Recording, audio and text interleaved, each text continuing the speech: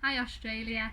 Our topic this week is animals, so I'd like to read you a story about my favourite animal, giraffes. This story is called Giraffes Can't Dance, and it's written by Giles Andrea and illustrated by Guy Parker Rees. Gerald was a tall giraffe whose neck was long and slim, but his knees were awfully bandy and his legs were rather thin.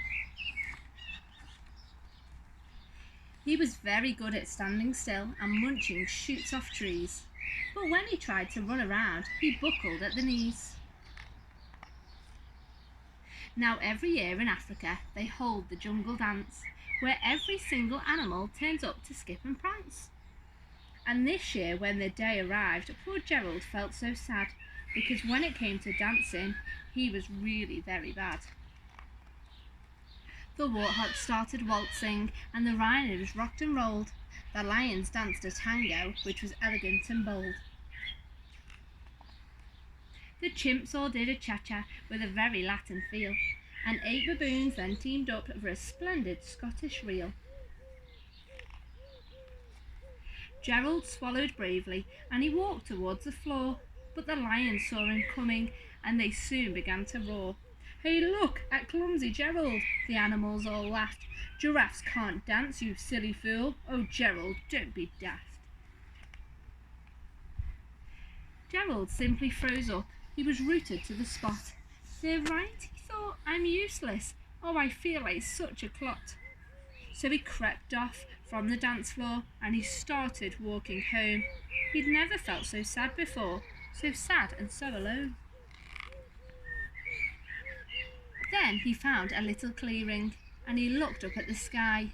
"The moon can be so beautiful," he whispered with a sigh.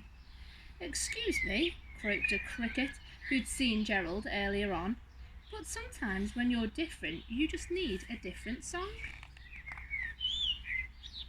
Listen to the swaying grass and listen to the trees. To me the sweetest music is those branches in the breeze. So imagine that lovely moon is playing just for you. Everything makes music if you really want it to." With that the cricket smiled and picked up his violin.